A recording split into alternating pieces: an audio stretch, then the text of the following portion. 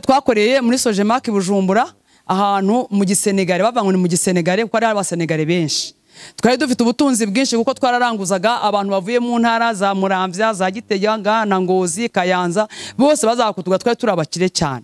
Hanyuma hashize ukwezi n'igice, ubwo ni iminsi 45 cyangwa se ibyumweru 6, natanganye no gukubitwa. Mu bantu bakubiswe inkoni nyinshi, Mama Siro narakubiswe.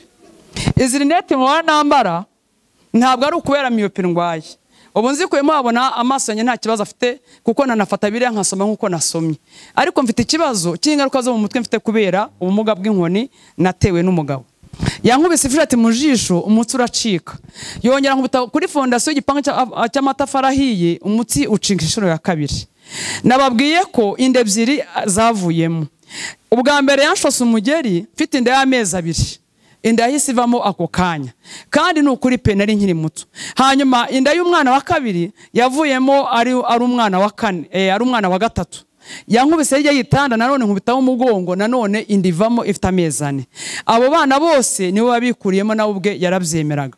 Narakubiswe kuva itariki kuva amazi iminsi 15, iminsi 45, ndangiza gukubita itariki 27. Imodoka ni yande, nyira ati ni yanjye. Ni none ko mfite akamari wanjyana Gatuna, ati cyane rwose, ati na kamari bwoko ki niwe wikambaza, tonya nyine mbashe kumenya ukuntu guca amafaranga, ntiri inzoga, ati ndagutwara nta kibazo. Kumbi ni umusiyayidi aparitse aho ngaho ashaka inkozi z'ibibi. Ngewe ndamwizaniye, Imana iyo yaje, reka mbabwire mwabarukora imwe, iyi Mana twicaye imbere ni inyamaboko kandi ni inyembaraga. Amen. Ati none urampanga izira ari kinama karito 80, ndiho ndabwira umusiyayidi seribu wa none. Ati none, ati urampangahe, nurashaka ngahe? Ati 70, ndagwa 50 ibihumbi. Ati ati 70, ati kuko bira bintu biragoye, urabona ko nukwishyira igisasu nawe urabizi, mbese Yesu wabikoze. Tekereza aho wavuye hirya iyo ngiyo, nkimushiya nkaho nanjye navuye. Tekereza aho wavuye muri Kinyamakara, tekereza uko byari bimeze, ugendesha ibirenge, utazi no kubrosa, utazi kwambara, utazi kuvuga neza, utazi kwambara inkweto, imvunja zarakurangira, amagana imyate byara. Ariko Yesu kuba gutuje mu murwa byonyine ni ikintu kizagikomeye. Haleluya. 35 karani turazengurukana, irangije arambwira ati reba hano, arambwira ati mwana wanjye, ati uko sheri na shushu bagiye batemberana, nanjye niko ngendana nawe.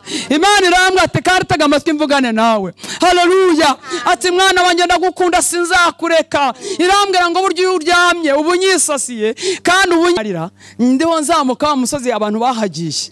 Ubwo murani n'umuhanuzi kazi aza ari mu mwuka, aza yahira ishinge. Imana irambwira ngo mwana wa, ijuru ryakumbajije wo rirambaza ngo mbese umuntu aturutse havuye. Imana irambwira nuko munabuze umuntu mwino hano hafi uri hano, nyabahaye kugira ngo babashe bamfashe kuncungira. Bambwira ati Rwanda Revenue baraje, inzira yabaye mbi cyangwa se ngwino. Urumva ko arimo abona bikoraga nuko nari mubi cyane rero. Hanyuma Gatuna mu mupaka nkamubwira nti ubungu imodoka ntinakije imodoka ngiye mu muhanda. Ati sawa mabura, ati ndahari.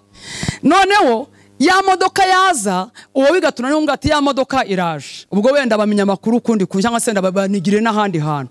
Nkahita mbwira uwo mu maye, ntiwambwiye umse ko ya modoka Gatuna yaje? Ati ndahari mabuje. Yamugera ati yabati nciyeho, kandi ubwo ni ninjoro ntujya nakoraga ku manywa. Ati nciyeho mabuje, nteye niguciye andi sawa. Nkahita mbwira uwa Ngondore. Noneho hari ahantu ugera ugiye kugera mu rukomo umera nk'uterera. Nareba ahantu ngeze kandi ndapakiye, kandi nkabanzi n'ukuntu iriya modoka ivuduka kandi itanapakiye, nkavuga nibyo byose ntangiye guterera, nkasiganwa nayo yamfatira tugiterera ahangaha. Ndi twafashwe.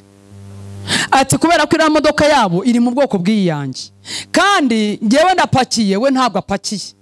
Ikindi yo iri mu cyerekezo, nta mwanya wo gukata, ntabwo iri bukate. Ariko ngewe umwanya wo kujya gukata ndiwo mbahunga, baraba bangezeho. Ikindi kiyongereye, aha ni Nyabugogo, ni Nyabugogo, ahangaha ni amagaraje, na amagaraje, kandi umuhanda urabona urera, nta n'imodoka zihari twagiye gute twazikweperamo. Hari 9 z'ijoro.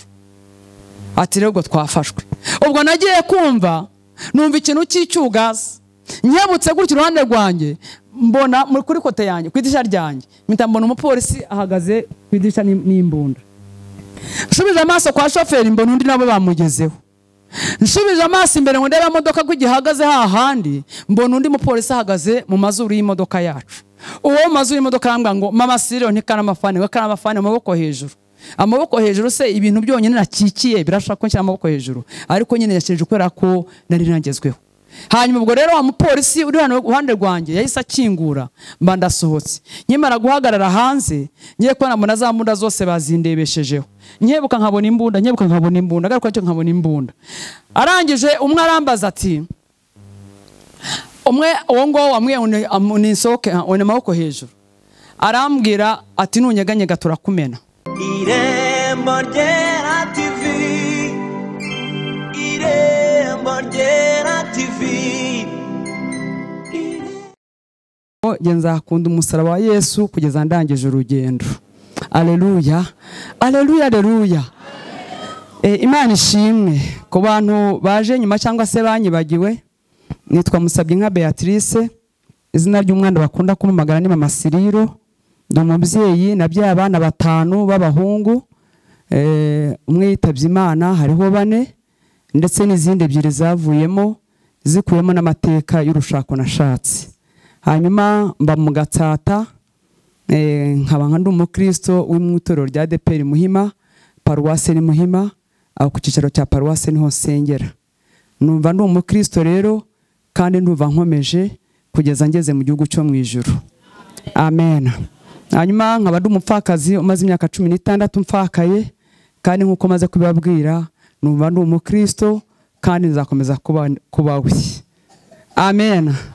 Mumpera Imana icyubahiro. Ubwo murumva ntarahisemo neza. Aleluya. Umushinga wo kubaha Imana, umushinga wo gukizwa, niwo mushinga udahomba, kandi uyu mushinga ubayemo neza uboneramo inyungu nyinshi ukiri no mu isi, kandi ukazakugeza no mu gihugu cyo mu ijuru. Twagiye dushora imishinga myinshi ikajya igenda ihomba, ariko uyu mushinga iyo wawubayemo neza, ukawugendamo neza, ukamenya ibyangombwa bigomba gutuma umushinga wubakika, ibyo byangombwa byose ukabyiyurundaho, ukabyiyuzuzaho, uyu mushinga uragusindagiza no mu zabukuru no mu bana bawe, ukagenda ukageramo mu buzukuruza uyu mushinga wo gusenga. Aleluya. Iyo ugeze mu gihe cy'ibyago n'amakuba, uyu mushinga urakurengera. Iyo ugeze mu gihe cy'intambara, uyu mushinga ukurwanaho. Iyo ugeze mu gihe cy'inzara, uyu mushinga urakugaburira. Haleluya. Umushinga udahomba, umushinga wo gusenga, umushinga wo kubaha Imana. Hanyuma nari ndi hano mu minsi ishize, hanyuma ndashimana ko yongeye kunyemerera ko ngaruka. Se namwe murabyishimiye? Imana ibahe umugisha. Hanyuma ndashimira mwarimu yongeye kuntekereza akambwira ngo nongere ngaruke. Reka rero dusome ijambo ry'Imana, ariko tukibumbura Bibiliya ngemba numva nkunda kuvamo ideni ry'abantu baba barampaye intashyo nimuzakire mu izina rya Yesu. Kuva aho mbiri ahangaha naragenze kandi nagiye henshi ndetse nakure, rero intashyo za bene so zose nimuzakire mu izina rya Yesu Kristo. Tugiye gusoma ijambo ry'Imana rero dusanga mu gitabo cya 3 cya Mose cyitwa Abalewi. Bakozi Imana batubanjirije, Imana ibaha umugisha. Ari Janvier, Imana imuha umugisha. Umuze Pastor, Imana imuha umugisha. Mwarimu, Imana imuha umugisha. Abari mwese Imana yo mu ijuru ibaha umugisha. Reka dusome ijambo ry'Imana gitabo cy'Abalewi ibice 18. 18 Abalewi. Niba twahageze tuhera ku murongo waho wa mbere, hanyuma na titre y'ijambo turayisoma. Abalewi ibice 18 umurongo wa mbere tuze kuri 5, ariko titre y'ijambo reka tuyisome haravuze ngo Uwiteka abategeka kutagira ingeso nk'iz'abanyakanani. Umurongo wa mbere, Uwiteka abwira Mose ati, bwira Abisirayeli uti, ndi Uwiteka Imana yanyu, ntimugakore nk'ibyo abo mu gihugu cya Egiputa bajya bakora, abo mwahoze mutuyemo, kandi ntimuzakore nk'ibyo abo mu gihugu cy'i Kanani bajya bakora aho mbajyana, kandi ntimuzakurikize amategeko yabo. Amateka yanjye aba ariyo mujya mwumvira, amategeko yanjye aba ariyo mujya mwitondera, abe ari byo mugenderamo. Ndi Uwiteka Imana yanyu. Nuko mujye mwitondera amategeko yanjye n'amateka yanjye, ibyo uzabikora azabeshwaho nabyo. Ndi Uwiteka. amen. Reka twongereho n'iriri mu butumwa bwiza bwa Yesu kubwanditswe na Yohana. Ubutumwa bwiza bwa Yesu kubwanditswe na Yohana, tuhasome naho ibice 15. Ubutumwa bwiza bwa Yesu kubwanditswe na Yohana umurongo ibice 15 umurongo waho no wa 7. Twihute tuhagere nkunda gusoma abantu bose bahageze. Umurongo wa 7 wonyine yaravuze ngo nimuguma muri nge amagambo yanjye akaguma muri mwe musabe icyo mushaka cyose muzagihabwa, mwakire neza ijambo ry'Imana. Alleluia. Aya magambo yose dusomye nayahaye intego cyangwa se umutwe uvuga ngo kubaho Uwiteka biruta ibitambo. Kubaho Uwiteka biruta ibitambo. Imana ishimwe. Alleluia. Ayiwe, haleluya. Imana ishimwe. Yego papa, asante sana. Oh, nagushukuru Mungu wangu, asante. Kubaho Uwiteka biruta ibitambo. Aya magambo dusomye ntagiye muri byinshi. Ni umugabo witwa Mose.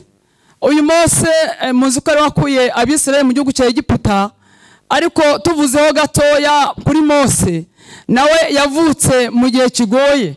Mu gihe umwami Farawo wa Egiputa yaramaze kujya agira ubwoba bw'igwirirana ry'Abisiraheli barimo bagenda bavuka kandi abona ari abantu badasanzwe. Hanyuma Mose nawe rero avuka muri icyo gihe. Avuka mu gihe Farawo abwiye ababyaza, arababwira ati nihazajya havuka umwana w'umukobwa mu Bisiraheli mujye mumurekabeho, ariko nihavuka umwana w'umuhungu mu Bisiraheli mujye mumwicira amatako ya ba nyina, abo ntibakabeho. Ariko Mose kuko yavutse ari umugambi w'Imana, haleluya, Mose aravuka, hanyuma ntibamwicira amatako ya ba nyina. Hanyuma ngo tubwira ngo Mose nyina agerageza kumuhishaho amezi 3, ngo amezi atarangiye ngo nyina ararambirwa. Abantu bajya barambirwa, arananirwa. Mu kunanirwa aravuga ati rero umwana wanjye reka ngira ukuntu mbigenza, ariko nanone numva nayo nyimukunze. Ngo aragenda mu bohera kato, arangije amuryamishamo. Kwa kumuryamishamo ngo arangije noneho agahomesha ubushishi. Amare guhomesha ubushishi aramumanuka agenda amushyira mu rufunzo. Amaze kumushyira mu rufunzo, Mose akaba afite mushiki we witwa Miriyamu. Ngo abagenda runono ati ndebe ikiba kuri musaza wanjye. Miriyamu aragenda arihisha. Hanyuma Imana kubera ko haleluya, iyo uri mu mugambi w'Imana uhura n'ibintu bikomeye kukangukabaho. Iyo uri mu mugambi w'Imana byanga byakunda uhura n'ibikomeye, uramye utazigirira nabi. Impamvu ibyo byose urimo kubyibonaho birashobora ko hari ikintu gato gusa imbere yawe kandi Imana iteganya kuzakugeza. Haleluya. Ngo noneho rero Uwiteka Imana kubera ko byose Imana yo mu ijuru ifite ukuntu ijya ibigenza, inyura inzira nyinshi kugira ngo irengere umuntu wayo ifite mu mugambi wayo. Irangije noneho igera kwa Farawo, igera ku mukobwa wa Farawo, iramubwira ati fata ku cyokere, kandi gahunda ntabwo ari ukogera aha, ahubwo gahunda ni ukujya muri Nyabugogo ukajya kogeramo, kubera ko hari icyo nshaka kugukoreshayo. Imana ishimwe cyane, Imana nihimbazwe. Hanyuma noneho ngo aramanuka agenda ajya kogera mu gishanga. Amare kugera mu gishanga yari ataroguze gusoma neza. Noneho ngo atangira abona kagapaniye cyangwa se kakataho kari. Amare kukabona noneho ngo abaje bagenda barakamuzanira, ngo bakakamuzanira. Imana irangije ihereza uyu mukobwa wa Farawo imuha icyo bita emotion cyangwa se imbabazi nyinshi. Ngo agafunduye ngo yumva mugiriye imbabazi, yibagirwa kose arimo guhiga abana b'abahungu b'Abisiraheli, kuko yaza kuhita byibuka abaramushyiriye. Yesu akavuga ati papa nayikuzani, namukuzani dore ngo ipa namukuzani. Ariko imbabazi ziramwuzura, aravuga ati yo, ati mbega umwana mwiza. Reka mbabwire, iri mu mugambi w'Imana uba mwiza, iri mu mugambi w'Imana. Haleluya. Nubwo wani bikuburisha, nubwo wani intambara, ariko ugenda usa neza, ugenda uba mwiza, bikwikubitaho. Ariko ubwiza bw'Imana ntabwo bukwemera kusa nabyo, ntabwo bukwemera kusa nk'umukene, ntabwo bukwemerera yuko usa nk'umutindi. Ntabwo bivamo. Imana yo mu ijuru igenda iguhishahisha, igenda ikugirira neza kugira ngo haleluya. Ngo arangije noneho uyu mwana ngo ararira, amare kurira, Miriyamu mushiki wa Mose ari hafi aho ngaho arihishe, ariho aramwitegereza ukuntu yamugiriye imbabazi. Hanyuma ngo yumva n'ijambo avuga ati turakunakuraho umuntu wo kumunderera, uyu mwana w'umukobwa kumbe yigiye bugufi yigiye bugufi bw'umukobwa wa Farawo. Hanyuma avuga ati yumva aravuze ngo se nakureho umuntu wo kumunderera. Arangije noneho rero aravuga ati se nkuzanire umuntu wo kumukurerera. Haleluya. Nkuzanire umuntu wo kumukurerera. Ati wamumbona? Ati rwose namubona.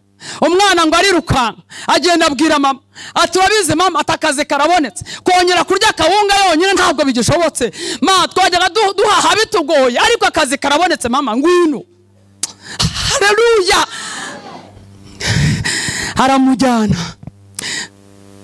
aramujyana ngo aramumushyikiriza, amushyikiriza umukobwa wa Farawo.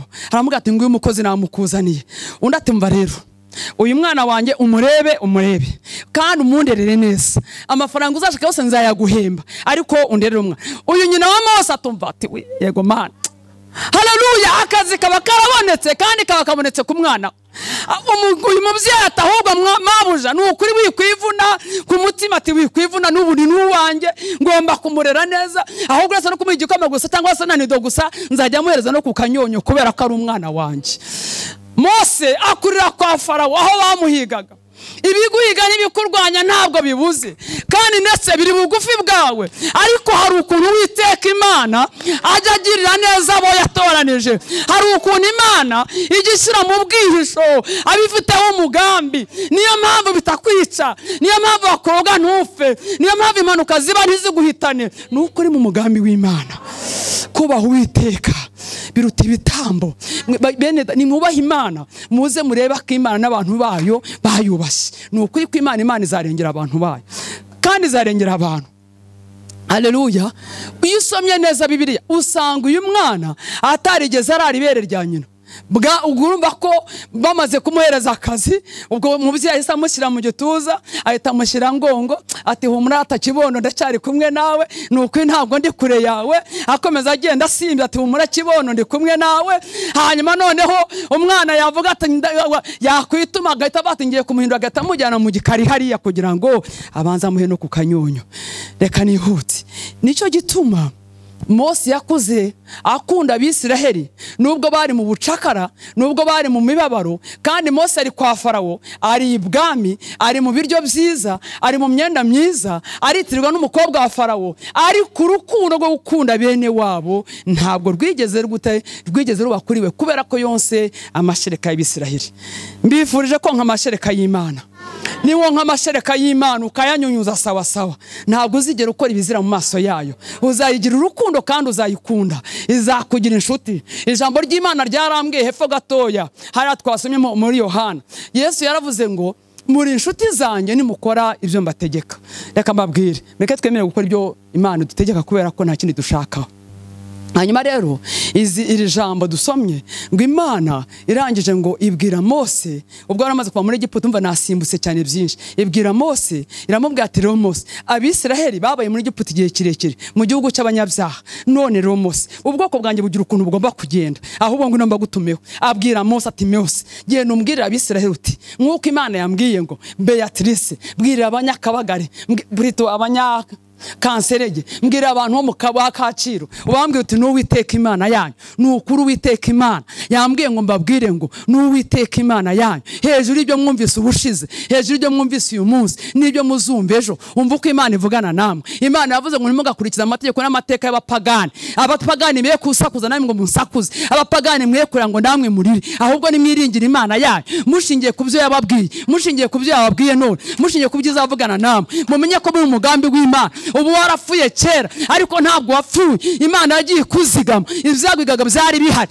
ariko Imana irakuzigama, igenda ikurinda, Imana yagufuhira. Imana icyo ishaka nuko ukora ibyo usabye byo gukiranuka, hanyuma hasigaye ibindi byose bikugoye nibikunanije ubiyirekere, izabikora. Yesu ari mu kazi. Haleluya. Haleluya. Imana aravuga arambwira ngo mbabwire ngo n'Uwiteka Imana yanyu nimugakore nk'iby'abapagani bakora, babandi mwahoze mutuyemwo kera, mwagize umugisha bakuramo, irabakarabya irabasiga. Uyu munsi ntawe ukizinza iminkanyari, uyu munsi Imana ntacyo twayishinja, kandi twire tureba kuva mu gitondo. Ariko Imana yavuze ngo mwe kujya munsi mwe gusubirayo. Hari ikiza mwasizeyo? Hari ikiza mwasizeyo? Mu busambanyi hari ikiza kiriyo, wisubirayo. Mu bujura hari ikiza kiriyo, mwisubirayo. Mu bapfumu hari icyo mwahakuye, wisubirayo. Mu magambo hari icyo mwavanyeyo, oya mwisubira. Icyabikwereka uko wari ukuri none ntabwo ari ko wari urejo. Uyu munsi hawe ni heza kuruta ejo hawe hashize.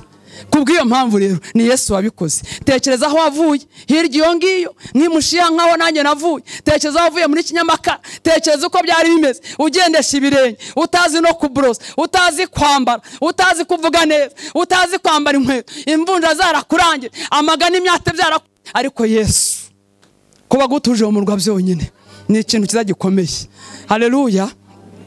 Bari barakuvumye irakuvumura, murabizi nibyo ntabwo umuntu yaje gutina muri byose, ariko Imana yavuze ngo mwe gusubirayo.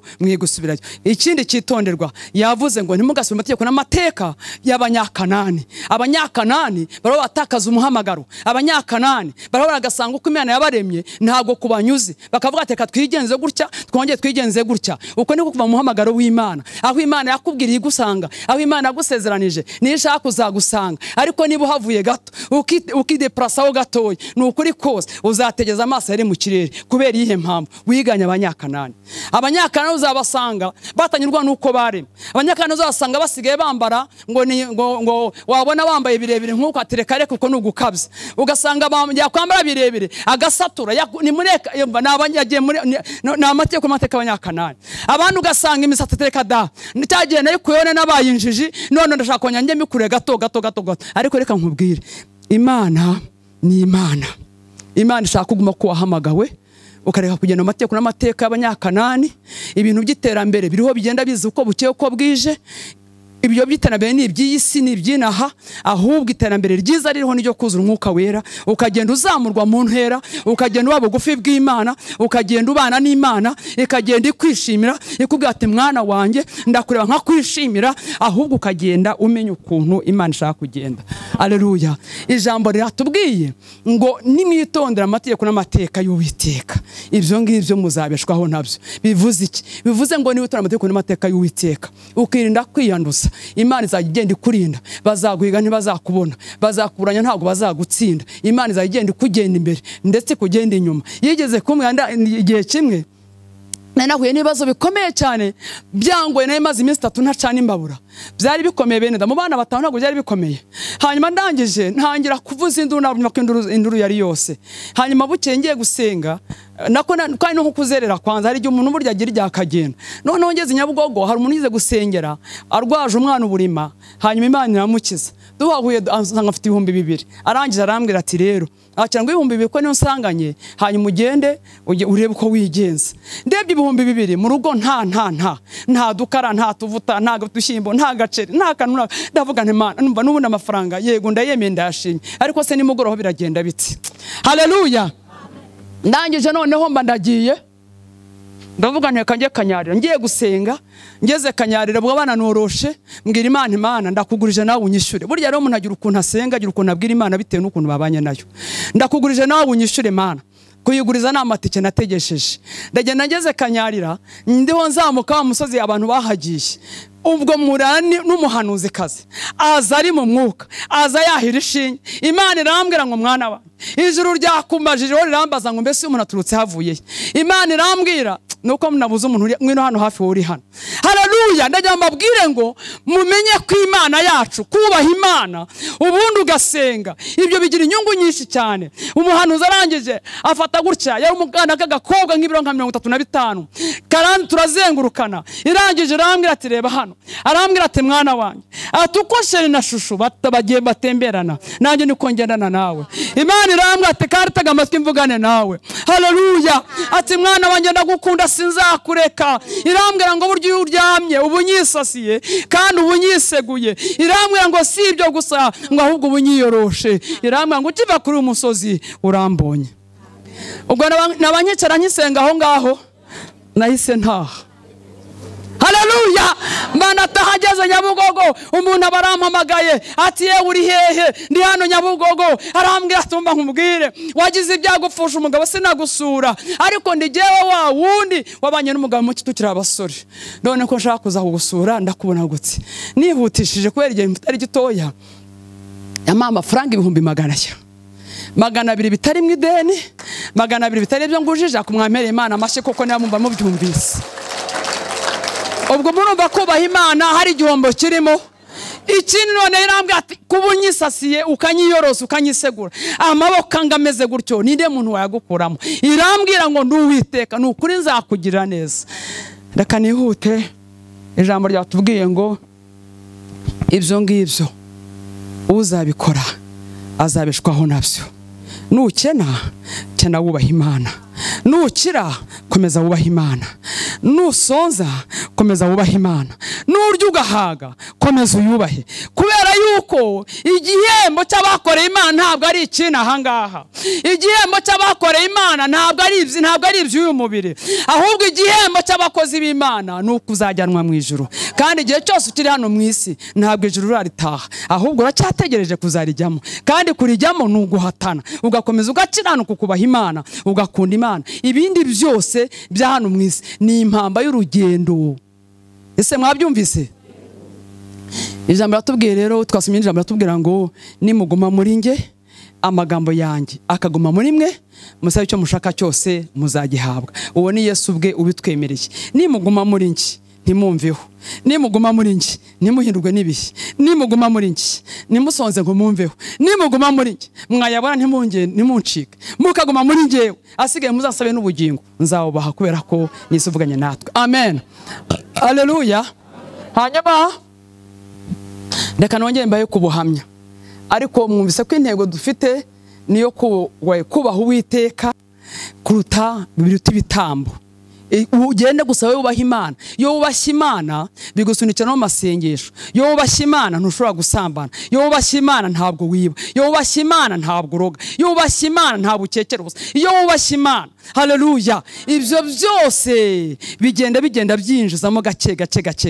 Ariko kuko ntabyo usenga hatamo kubaha Imana, nibundi senga kandi ibyaha byose ubikora. Bivuze ngo kubaha Imana nicyo cyambere, hanyuma rero no gusenga bigenda byizana. Hanyuma navukiye mu gihugu cy'u Burundi, aho ni mu ntara ya Cyankuzo, na ahantu biti Mushiha. Navuka turi abana 7, tuvuka turi abakobwa 2 n'abahungu 5, tuvuka ku babyeyi b'Abanyarwanda bari impunzi zahunze muri 60. Nagiye kumenya ubwenge sanga ibacu turi abakene, neza nimba ko twari turi abakene ubyumve cyane, kuko twari turi abakene. Twabaga mu kazu kanyakatsi katagira kazu kanyakatsi dukingisha urugigo rukogoto. Twabaga mu kazu twisasira ibishogoshogo cyangwa se imishishi y'amasaka, imintuze amashara, byose niva ku myaka nabaga navuye kubitoragura ku bantu babifite. Iwacu twari abakene, twari ibishwa by'imyumbati, twari abakene, twari ubugari kuko mama yavuye gapagasiriza abandi, yarangiza bakamuha imyumbati y'imivunde, tugakoramo ubugari tugasigazamo agafu gakeya ko gukoramo agasosi. Ngewe kuva mu wa mbere kugera mu wa 3, cyane ko ari primaire uko niyo nize yonyine se gusa makeya nyine yo muri ya Bibiliya nagiyemo, ariko ubundi ngewe amashuri asanzwe nayo ngayo primaire. Kuva mu wa mbere kugera mu wa 3 nge nize nandika ku bibero kubera kutagira isabune gukaraba, singire n'amavuta yo kwisiga, hanyuma kandi ikindi singire urubaho cyangwa se amakaye cyangwa se n'amatushi nyine bya bikoresho byose abanyeshuri bagomba kuba bafite. Noneho rero kubera kutagira ayo sabune n'amavuta mu kwandikaho hagafata. Ubwo abandi bana bitwaje ibikoresho bihagije, ngewe mfite agati konyine nabaga narabaje nkagenda nkandikaho hagafata kubera ko umwera wabaga ari mwinshi birumvikana. Abandi bana bajya gukosoza nanye nkatwara ibiro byanjye, ndetse byaba byanze gukwirwaho nkaba nabyanditse hasi kuko twijyaga mu ishuri ridapavomye ry'ubutaka. Mwarimu rero yabona ukuntu nabikoze agahita abona ko nibyo hasi nabikoze, kuko nubwo nari umukene ariko nari umuhanga, agahita nkubitiraho icyo bita terebye cyangwa se vi. Hanyuma rero ubwo nuko byari bimeze. Ariko kuva mu wa 4 kugera mu wa 6 najyaga guhumba murabizi, nkajya guhumba nkajya gushaka amasaka yo mu bisigati cyangwa se ibishyimbo byo mu gikorera. Abantu babaye mu cyaro nibo babyumva bakavukira, ubwo nyine mwihangane nta kundi twabigenza. None sabi Kigali ubugari kugira ngo bazigikora cyangwa bazigisigati twikomereze. Hanyuma rero ego ratamwari wowe urabizi amen. Hanyuma rero nkajya guhumba kugira ngo nshaka udukoresho nanjye ubutaha nzajyane ku ishuri. Ubwo nukuvuga ngo kuva mu wa 4 kugera mu wa 6 dutangiye kwiga n'igifaransa. Urumva ko amasomo amaze kuba menshi, ni impamvu numvaga nshaka kujya guhumba kugira ngo nzabashe kubona uko nzajya kwiga nk'abandi. Twara tugeze mu gihe cyo kujya gukora ibizami, kubera ko ntabwo nayo bukorera ibizami hano ku bibero, ahubwo nagomba kujya kwiba amaronje cyangwa se amapera cyangwa se imyembe kugira ngo njye kubwira abana bafite amakaye akamura urupapuro, noneho nkamuha rwa rubuto rumwe n'ibye, nkahita ngenda nkajya ku wundi ufite ikaramu, we nkamuha imbuto ebyiri, bityo akampa ikaramu nanjye nkajya gukora izami. Agasigara arya nkavuga nti genda ubwire nyoko cyangwa so bagushakira, ariko nanjye njye gukora iki, njye gukora ikizami. Mukene umeze buryo namwe amaganga y'inka kubera inzoka, imibirizi n'amabambuba, mushobora kwa mutabiza ariko n'imiti y'ibyatsi bamwishyamba hariyo. Hanyuma nageze aho ndwara bwaki, kandi bwaki byari ngombwa. Urumva ko nta ngingo indengera nari mfite. Ndashima Imana yo kabyara yankijije bwaki, nkweye amata y'ihene y'umugabo twari dufitanye witwaga Porotazi, yaga nkamira mu gitondo ndetse na nimugoroba. Yesu yankijije bwaki, yarakoze arakabyara. Ngeze mu wa 6 rero ntabwo dukomaze gukora ikizami, ntabwo nigeze nsinda, ahubwo nagiye gukora akazi ko mu rugo. Umugabo wanyigishaga mu wa 4 yaraje abwira papa ati mpereza uriya mukobwa wawe ngiye kumushakira akazi ko mu rugo. Ubwo yaranjyanye angejejeyo i Bujumbura, nimba yarishyuye niba atarishyuye simbizi, nabonye gusa banjyana mbona ngezaho. Nkigera kugera kwa masenge, ubwo niho nari bujye nkajyana nkajya kwashomerera, hanyuma akanshakira akazi. Nyamara kugera kwa masenge akimare kunkubita amaso ati cyo ni igice, ninigewe mba ndahagaze. Ati ni wowe ndese uko atanze, ninigewe ndivuga. Ati none se urajyashye? Nije aho ngaho. Uje gukora iki? Sinje kwiga. Uriga ubahe? Ndiga mbaho ngaho. Nanze kuvuga ko nje gukora akazi ko mu rugo kugira ngo yumve ko nibura nimvuga ko nze ku ishuri arumva ko nanjye ejo hanjye hazaba heza. Arambwira ngo umva mbare 3 utakimbere ku gipangu, ubundi ngirwa mukobwa imaze imyaka 17 ari nta namabwabwa iramera, hari ikiza kizaguturukaho. Arambwira ngo kubona ku gipangu cyanjye nko kubona puberi. Ubwo nahise ngenda nava ku gipangu cy'abandi bandagiye nurira umukingo wari uri hafi aho, nanze kujya kureba ko nagira ngo wenda hararaza kuza kwigarura basi yongere ampamagare. Hanyuma none murumva nawe hamaze kwa saa 11 z'umugoroba, inzara nayo imeze nabi. Navuye mu rugo saa 11 za mu gitondo, byibura nta nabanje no kumutwe kurya nibura, ariko ntangira kumva mfite inzara meze nabi kubera ko anyirukananye n'inzara ntageze no mu rugo iwe. Yanisara hejuru umukingo maze kuyicara. Hanyuma rero igihe kiza kuza kugera, umugoroba ugeze cyane ntangiye kuba mu kabwibwi, nza kubona umugore mwiza utwaye imodoka nziza w'umurundi kazi. Arangije arahagarara arambwira ati se kuri hurira aho ngaho ni ibiki? Ndamubwira nanga kumubwira ngo yumve, ahubwo mpondanye iminwa ngira ngo ntamuvuga cyane akumva ko ibyanjye bikomeye, noneho bigatuma ahita yigendera. Ahubwo manuka mpondanye iminwa ngo agire ngo ndiho ndamubwira, ahubwo niwe utabyumva. Noneho mugeze uruhande ntabwo yongeye kugira ikintu amvugisha, ahubwo yasa akingura imodoka ninjiramo nicaramo, asigara njye asigaye tuba turagiye. Ngo tumare kugera mu rugo iwe rero aranze Imana singiye kubitindamo, ibyo yampaye byose uyu munsi ntabwo nari nzi ibyo ari byo, ariko unsigaye mbizi kubera ko Yesu agira neza. Twageze mu rugo asuka afata teremunsi ngo yampayeho nicara mu ntebe, numva ni ibintu byidundaduna ntabwo nari nzi byari byo. Ubu nsigenze ko ari intebe burya zaramane ari amadivane amafate simbizi nanone cyane sindamenya cyane ariko ndabizi. Hanyuma arangije rero akingura akabati akuramo teremunsi, afata igikombe cya plastike asukamo amazi ashyushye, ntangira kwibaza nagiye kuyanga amafunguro. Arangije noneho afata igikombe cya amazi amasuko mu gikombe cya plastike, afata akantu kanagana gutya ashyiramo, aho kantu kanagana sinanza ariko unsigenze ko ari ka teabag kubera ko Yesu agira neza. Afata igikopo ashyiramo ibintu ntazi ibyo ari byo, unamenye ko ari nido wa munsi yashyizemo cyage. Afata imigati asigaye ibintu, imigati yo nari inyizi nari nabonye ahantu kwa directeur w'amashuri twabanaga, ubwo imigati nari inyizi. Arangije noneho afata iyo migati asigaye ibyo ntazi, kumbe namenye ko ari margarine. Uwo munsi rero njya nywa nido ndetse n'imigati isize margarine. Ijoro rigeze bazana ibyo kurya, ntabwo ngiye kubitindamo. Arangije noneho baza no kunyereka ahantu nza kuryama, sanga ntabwo ndi buryame mu ishishi y'amasaka, sanze ntabwo ndi buryame mu bishogoshogo, ahubwo ndaryama ku gitanda kiriho matora ndetse n'amashuka.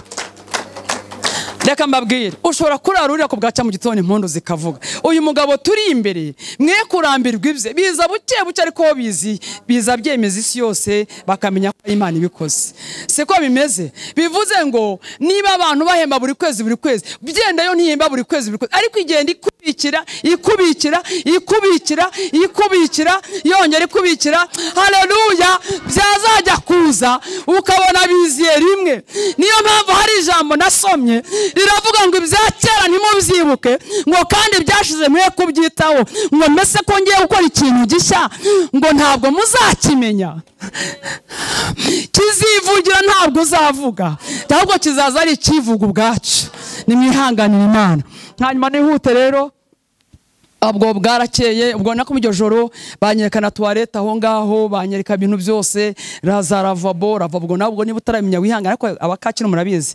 Hanyuma rero ubwo ubundi naho bawugera amazi hejuru ashyushye cyangwa sakonje, bangwa na brosade yo mugoroba bucya mu gitondo, mbese ibuzima bwose biratangira burahinduka. Mu minsi mike rero kubera kurya neza, kuryama heza, gukaraba amazi meza bwa imperiale, isabune nkunda cyane, nisiga amavuta, ubwo numva ko natangiye kujya ngenda nka. Hanyuma ya mabera atari amabwabwa aramera, mu minsi mike mbambaye inkumi. Hanyuma aho hantu amafaranga nakoreraga nakuje ababyeyi banjye mu butindi nene nabasizemo, kubera yuko amafaranga nakoreraga yajyaga igihe mabuja akayambikira yamara kugwira akayama ari mu 20 nyuma y'amezi 5 nkayoherereza papa akaguramo umurima gutyo. Ubwo naho ngaho urumva ko nanjye nabaye umukobwa w'umumaro. Sinabaye umukobwa w'umumaro buriya. Amen. Igihe cyaje kuza kugera rero maze ugumva ko maze gukura, maze gusa neza, ndakeye. Hama hafi aho hari umusore wahakodeshaga, arangije abaraje akajya mbona mu gitondo sohoka, nanjye nkabona sohoka n'imodoka, nimugora nkabona arayinjirana. Hanyuma rero noneho igihe kimwe turahurana mu gitondo bantumye, arangije araparika namwe ati no nkubwire bandagiye, ati ko njya mbona winjira ha kandi uhasohoka ni iwanyu cyangwa naho ukora. Ndamubwira ngo naho nkora ariko ni kwa bene wacu. Arambwira ati none se ko nshaka kuza kugusura wabyemera? Naramubwiye ngo nta kibazo. Yaje kunsura rero uwo munsi saa 6 yaraje, aje aza afite imodoka kuko yayiparitse no ku muhanda ku marembo y'iwacu. Araza muhakariba ayicara, hanyuma ambaza amazina yanjye ndamubwira, ambaza aho mvuka ndamubwira, nanjye mubaza amazina ye arambwira, mubaza aho avuka naho arambwira, nsanga tuvuka ahantu hamwe ariko kubera ko iwacu hari ahantu hanini cyane ntabwo twari tuziranye. Aje arambwira ati none se ngiye nigera mubaje, none se ko njya mbona uzinduka mu gitondo ufite n'imodoka, usohoka n'imodoka, nimugoroba nkabona urayinjirana, uri umushoferi cyangwa imodoka ni yawe? Arambwira ati imodoka ni yanjye. Ndagafata ndakabika, menye ko umusore afite imodoka. None se ukora iki? Niko nyamara mu gitondo bugiye nimugoroba ukagaruka, ubugiye ati mba ngiye mu kazi. Ukora iki se? Ati mfite magaze y'imyenda y'abakiri batoya ndetse n'abasore. None se iyo magaze ni yawe cyangwa ukorera abandi? Ati se nafite imodoka yanjye nkakorera abandi? Ati niyo magaze ni yanjye. Nako ndagakurura ngashyira hamwe na kakande. Menye ko umusore afite imodoka kandi afite n'iduka, kandi ikindi mu byumve aje kunsura ndi umuyaya. Ntabwo muri mu byumva. Arangije noneho arambwira ati rero kuva jye nakubona naragukunze, nuva ashaka kuzakugira umugore. Nese mubwira ngo nta kibazo. Neka mubwira ngo azagaruke se? Oya mama reka twumvikane. Wowe ubwawe ambwiye ko azagaruka ngo wazubaze mama wawe. Ngewe ni ibirometero 300. Nta matelefone yari bwabeho. Kwari ukwandika. Rimwe na rimwe urwandiko rugasikuba rwahera mu nzira. Cyangwa se ngajya kumenya ko mujyashize amezi 2. Ni igihe cyo kuzaya kunsubiza amezi akabayane. Yari kwa kintegereje. Mubyibuke neza. Ni umucuruzi ufite imodoka ndetse n'iduka. Nanjye ndi umukozi wo mu rugo ndi umuyaya. Kandi aho mvuka mwese mwahumvise. None naye kumwitesha. Igihe cyo mwangu uzagaruke yari guhana urangije kaminuza, ari kugaruka cyangwa agahura basi n'umucuruzi mugenzi we atari yarabonye cyagiye, yari kuza nge nahise mfatiraho. Yahise ambaza rero atese nzagusabira cyangwa nzagusabira iwanyu mushiha, nta hani mu kazi uzansabira iwacu kwa data. Noneho ngewe naye nkibaza nti ahari nambwira ngo tugende ndahita ngenda. ariko numvise avuga ngo nzagusabira nzagusabira nyukwaso nafse ntiyego harimo no gusaba burya ntiyewe ni wacu kwa data nta ni mu kazi uzasabira wacu kwa data. Yaraje arasaba arakwa inyana y'ishashi kwa gatandatu saa 8 z'amanywa abanyamushiya barabutaha n'abanyabujumbura baje bazanye bose baje bataha ubukwe. Baraza baparika imodoka imbere y'agasharagati k'amashara n'akazu ka nyakatsi. Ubwo ntabwo nabaye umukobwa wo mu marodi arewe. Hanyuma reka twihute rero twavuye aho ngo tujya mu rukiko. Tuva mu rukiko ariko ntabwo ari uwo munsi harashize iminsi. Tujya mu rukiko hanyuma turasezerana tuve mu rukiko tujya mu rugo umugore abo umugabo. Hanyuma kwa gatandatu naho nyine hari kwa gatandatu Burundi basanyaga kwa gatandatu n'ubusanzwe. Hanyuma bukeye ku wa mbere anyereka ubutunzi bwe. Sanga ngo yahashashe. Sanga umugabo afite amafaranga. Afite amafaranga, afite amaduka.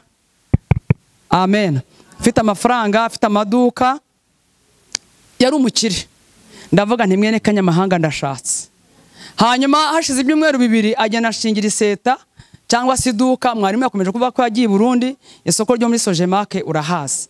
Na mugabo arahazi. Twakoreye muri Sojemake Bujumbura ahantu mu Gisenegale. Bavanga ni mu Gisenegale kuko ari abasenegale benshi. Twari dufite ubutunzi bwinshi kuko twararanguzaga abantu bavuye mu ntara za Muramvya za Gitega na Ngozi Kayanza bose bazakutuga twari turabakire cyane. Hanyuma hashize ukwezi n'igice ubwo ni iminsi 45 cyangwa se ibyumweru 6 natangiranye no gukubitwa mu bantu bakubiswe inkoni nyinshi. Mama Siro narakubiswe. Izi rinete mu nambara ntabwo ari ukubera myope ndwaye. Ubu nzikuyemo abona amaso yanjye nta kibazo afite kuko nanafata biriya nkasoma nkuko nasomye. Ariko mfite ikibazo cy'ingaruka zo mu mutwe mfite kubera ubumuga bw'inkoni natewe n'umugabo. Yankubise ifirati mu jisho umutsi uracika. Yongera nkubita kuri fondasiyo y'igipanga cy'amatafari ahiye umutsi ucinga inshuro ya 2. Nababwiye ko inda 2 zavuyemo. Ubwa mbere yanshose umugeri mfite inda y'amezi 2. Inda yahise ivamo ako kanya kandi n'ukuri pe nari nkiri muto. Hanyuma inda y'umwana wa 2 yavuyemo ari umwana wa 4 ari umwana wa 3. Yankubise hirya yitanda nanone nkubitaho umugongo nanone inda ivamo ifite amezi 4. Abo bana bose nibo babikuriyemo nawe ubwe yarabyemeraga. Narakubiswe kuva itariki kuva amazi iminsi 15 iminsi 45 ndangiza gukubita itariki 27 apfa kuri 28. Ni ukuvuga ko tumanye imyaka hafi 16. Ijoro rikurikirana niyo yapfuyemo. Nari naraye nkubiswe ndetse noneho bikomeye ndetse bikabije cyane. Kuko nukuvuga ngo yavuye mu mwuka nkifite n'imibyimba y'inkoni nari naraye nkubiswe iryo joro ryose. Kandi mbabwire ngo iryo joro ankubita ni naho twanakundanye. Yarangije kunkubita ansaba imbabazi ndamubwira ati none ntabwo bizasubira. Ni nuko ntabwo bizasubira. Reka mbabwire iyo uri mu mugambi w'Imana, Imana yaranaguhaye n'umutima wo koroha kubera ko Imana ibizi ko ari giza gukoresha ikanakwigisha no kwihangana ikanabigisha nisha bende no kwihangana. Rero nibwirira abantu biciye muri iteraniro Yakobo yaranditse aravuga ngo hahirwa bihanganira bagerageza abo ni bamara kwemera ko bazambika ikamba ry'ubugingo. Ntabwo ushobora kuzajya muri ubu bwami udafite ibyo wihanganyemo. Ijuru rirahari ariko kurijyamo ntabwo ari ukugenda nk'ugiye mu isoko ibyo bababesha ngo biranagana. Yesu arahari ngo akugondera ishami. Arahari ngo akugondera ishami ariko arigondera ubamaze kujya ufite ibyo yihanganyemo. Kuko nutwuvuga ngo niba ari inzira ifunganye irafunganye nyine kubera ko ari byo ugomba kureka n'ibyo ugomba kwibuza kugira ngo ugende winjiremo neza ubashe gukwirwamo. Ariko niba ukigenda unagana n'ibindi bikunaganaho ntabwo uzakwirwamo uzaca muri nyabagendwa. Imana ikurinde guca muri nyabagendwa iguhe guca mu nzira ifunganye. Amen.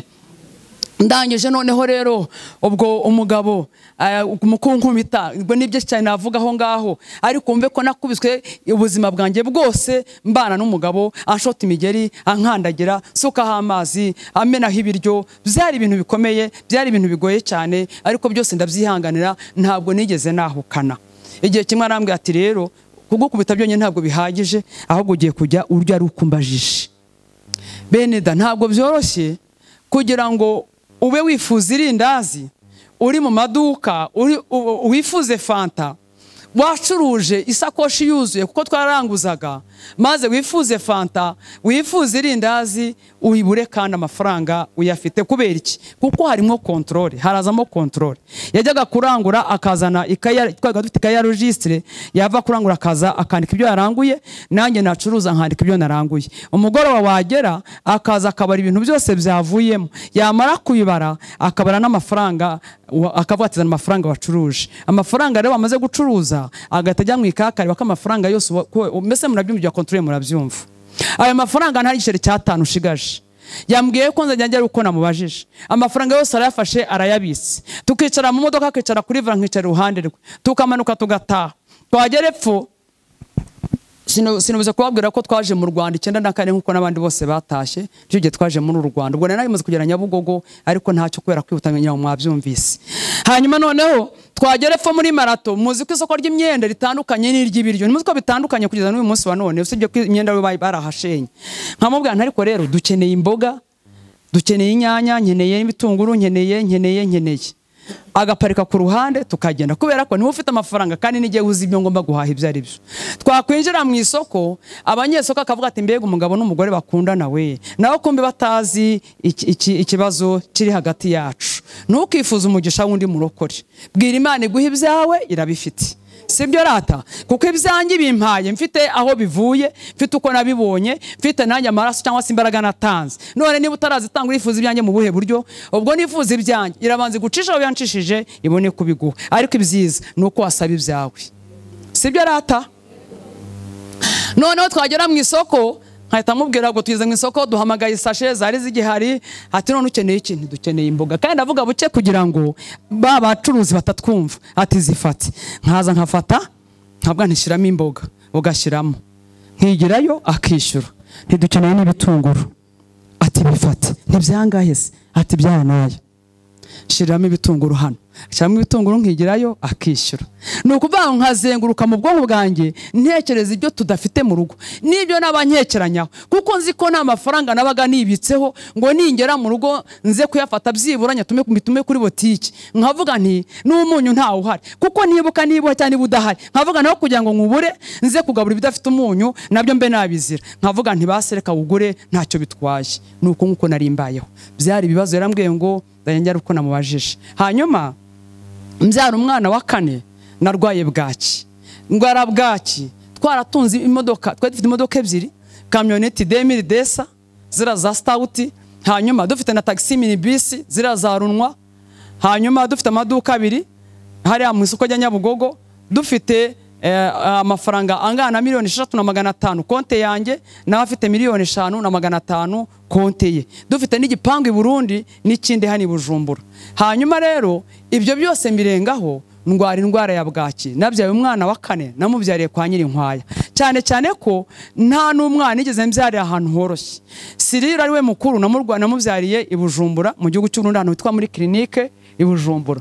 Hanyuma uwitwa Fred yitabye Imana, namujyana muri Faisal tukimara kugera hano mu Rwanda, kuko naje mfite indaye. Hanyuma abandi 3 nababyariye kwa Nyirinkwaya agikorera Nyamirambo. Urwo rugo rwari rworoshye bene da, kandi mbabwire ngo ntabwo rwari rworoshye, mumenye ko byari 100%, ariko tukayatanga kubera ko twari turi abakire. Hanyuma rero kanihutishe, igihe cyaje kuza kugera noneho ku mwana, uwo mwana wa 4 namurwariyeho bwaki, wenda ntagiye kubyinjiramo cyane. Ndashima Imana yankijije bwaki, ikoresha umugore wari ansanze mu rugo akajya nzana utwo kurya aducishije mu idirishya. Ntago byari ibintu byoroshye, ariko umugore na Imana yo mu ijuru izamuha umugisha. Uri batese ubwo arwara bwaki ufite ubutunzi bumeze buryo, nuko yajyaga ansiga nkinyariye mu cyumba n'uwo muhungu wanjye. Igihe cyaje kuza kugera rero, Imana nkorera, Imana nzako yari izi ko nzaba ndi mu murimo wayo, irandindirana n'umwana wanjye. Ubwo nari ndwaye bwaki, nawe yararwaye urusogo, Imana yaradukijije. Nimpamvu mumbona ko uwo mwana we ubari wari Gitumba mwaka wa 2 wa kaminuza. Imana yacu yarakoze. Ubwo ntabwo Imana yakoze, nimwubaha Imana bene data. Gusenga menshi atarimo kubaha Imana nta kintu bimaze, ntacyo bimaze. Kuko abasenga barasenga, nabajya kwa mwami baragenda, nabajya heye, ariko mureke twubaha Imana. Hanyuma igihe cyaje kuza kugera rero, nibwo nagiye gusenga, ndavuga nti kanye gushaka Yesu mu barokore kugira ngo ndebe ko nabona amahoro. Reka mbabwire, mu gusenga nihase gushaka Imana, nihata gushaka Imana, ariko ntemerewe kujya mu rusengero. cyokora ku cyumweru yari yampaye amasaha 2 mu kadomo yuzuye, ariko nayo nko kujyana nko ku mbaraga. Nibwo nagiye gukizwa ku Muhima, kubera ko ahariho abadiyakoni bacuzaga mu isoko twakoranaga, ndetse n'abaririmbyi. Hariho namwe tutanakomeje kubwira ko umugore twakoranaga. Hanyuma rero nibo bazaga bakambwiriza ubutumwa bwiza, bakambwiriza ubutumwa bwiza. Hanyuma aho bigereye igihe kimwe ndavuga ntaye kwa mugani wajya gushaka Yesu wo mu barokore ngo ndeko yazangirira neza. Ubwo rero nuko nagiye gushaka Yesu. Igihe cyaje kuza kugera rero, Imana inkundisha gusenga ko nkafatira mu rugo ko musenga ku wa mbere kwana kumima kira cyumba kikiri kwa mugabo sinzi nibo hasi kwa Mafisto, niho nakijwe muri kira gihe. Hari ba Selemani niho tuziranye, nabaye Nyasi nabande bose na Batista yaje nyuma. Hanyuma rero ndasenga nuko gusenga, Imana iraza intuma w'umuhanuzi arambwira nsanga mu isoko. Ntabwo nagiraga Bibiliya, ntabwo nahoraga mfata ikinyamakuru, atari uko nkunze gusoma ibinyamakuru, ahubwo ko mbasha kubona ibyo ntwarirwaho. Yari yambwiye ngo ntakajye yumva mvuga na rimwe. Ese uribaza utese ubundi yaguhoraga iki? Icyo kintu reka mbaze nkibabwire basi no kuyango no gutandukira cyane. Mwari mutamatsiko yacyo. Twagendaga nkuko mu gitondo kanyanga tujyanye mu kazi, nimugoroba tugatahana. Twamara kugera mu rugo, haraye akantu kamanitse agati, uduti twamanikaga amarido twadukashe rido tw'uduti muratubona. Hanyuma akakamanura kare agati agashyira amarido mu ntebe, tugahita twinjirana mu cyumba. Twamara kwinjira mu cyumba agatashyiramo urufunguzo, kari agakoni aragafite. Yarangiza akakicira ku gitanda akangwa ngo pfukama, nkapfukama. Napfukama imbere ye, amaguru ye akayafatisha ku matako yanjye yombi uko genishaga mureba gutyo. Umva ko yaransomaga gicaye ku gitanda nanjye mfukamye hasi. Hanyuma akambwira ati niko, ati wa musore wazaga kugura, wari wambaye ipantaro ya kaki n'ishati ya karokaro, uramwibuka? Igihe nyuma kumutekereza, abambaye kaki mu isoko mpuzamahanga, abambaye karokaro ko ari nyinshi, ubwo ndamenya ari uwushye. Mu gitondo kuva saa 12 kugeza saa 12 za nimugoroba, igihe ndimo gutekereza nkatanya nkakubitwa ya nkoni, nashyiraho ko gagakubita, natega ibituga gakubita, nashyino cyagakubita, nakumva zirandiye neza, nkavuga ni ndamwibutse, kandi ubwo ntanamwibutse. Akambwa ataha, ati ko mwamaze kugura mugaseka, mwasekaga iki? Sinanamwibutse, sinzi ko yanageze no mu isoko, sinzi ntabwo nubwo namwibutse pe. Nkongera nkakubitwa bundi bushyashya. Bene da narakubiswe kugeza ubwo ntangira kwicuza, nkavuga nti kuki ntasubiro, kandi ubwo mfite muri gihe umukoro wo kutabigaragariza ababyeyi banjye, kuko ababyeyi banjye bazi ko bashingiye umukire. Ababyeyi banjye bazi yuko ubukene babayemo ngewe ko ntazabubamo. Ababyeyi banjye bazi yuko nagiye kugubwa neza. Nkagira na muramukazi wanjye akambwira ati be, ati hangane niko zubakwa. Nkavuga nti koko wa mugani bana baramukubita nuko atabimbwira, ntireka nihangana hari bizashira. Murumva ko ntagiye nagize cyo kugira ababyeyi tuganira. Mpamvu yongeza hambwira ababyeyi ntibabyeyi, mujye muganiriza abakobwa banyu ndetse bakazana banyu mubasange mubaganirize. Si ngombwa bamwabyaye ndetse n'abanyetorero n'abaza gusenga, mwabakobwa mukunde kwegera ababyeyi, mugende babaganirize, babaganize kuko nta kintu bitwara. Icyo bitwaye, hari icyo bitwaye. Hanyuma rero nyine nkihanga cyokora kwihangana kwanye kunyihanganisha kwa uwo muramukazi wanjye byaramfashije. Iyo ntihangana simba mbona icyo ndiho mbabwira ahangaha. Hanyuma igihe cyaje kuza kugera rero, noneho umuntu araza arambwira, niho naringeze, arambwira ati Imana irambwiye ngo izakugirira neza kandi iragutabaye, irakurengeye. Nkakomeza mvuga ntirandengeye, reka nkubwire, Imana ikubwira ngo iragutabaye, ni ukuri uzahagarare kigabo, ahubwo ndetse nushaka unayongere cyane uyasenge, kubera yuko Satani nawe itarwana, kandi arwanya ubwo butabazi bugiye kuva ku Mana. Utazadamarara ukaburiramo ubutabazi, ariko nurwana intambara, imbaraga z'abademu zazigezayo, bityo imbaraga z'Imana zibashe kubona uko zinjira. Ubwo noneho rero za modoka zose zahise zishya, cya gipangu cy'i Burundi kirashya, amafaranga kuri konti arashira. Aho naho harimo ibintu byinshi nta mwanya wabyo. Hanyuma ubukene baburinjiye, ndetse muri uko kwinjira k'ubukene umugabo abarwaye mu mutwe, tuba twinjiye mu bitaro. Twasohotse mu bitaro baca 180. Nagiye kuyatangurisha ibikoresho byo mu nzu, amatapi ndagurisha, amafirigo ndagurisha. Hanyuma rero byagezeho birarangira, noneho ubukene umva ko bwabaye bwinshi, ndetse nza no kugurisha intebe ngo iziciye munsi kugira ngo mbashe kubona igishoro cyo kujyana mu masoko yo mu byaro, kuko n'amaseta yose yarashize ntagiye kubitindamo. Hanyuma kubera gusohora amafaranga menshi ninjije makeya, nabwo byageze aho biranga. Byanze kubera iki? Hariya najya mu masoko yo mu byaro nkagenda sincuruze, ubundi bakabananyibye amatike, imisoro ya leta, ubwo nagera mu rugo ngasanga na rasiyo nasigiye abana yayibatse, yagiye kuyanywera inzoga, ahubwo naca kuri ya botike bati twishyure ibyo kujya twahaye abana bawe, kandi ziko nasize rasiyo.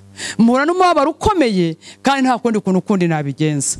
Hanyuma rero igihe cyaje kuza kugera, kubera ubukene bubaye bwinshi, umuntu araza baraganira, yari umuntu w'umudamu, ibyo yacuruzaga inzoga za Gatuna, baganira ibyo ntabwo nabyumvise, araza aramubwira ati ibyo baganise n'ibyo ahubwo baramuga ati ngwino nkubwire ndagenda, arambwira ati ngwino uzabijyana na nyira runaka Gatuna, singiye kumuvuga, nta mpamvu kumuvuga.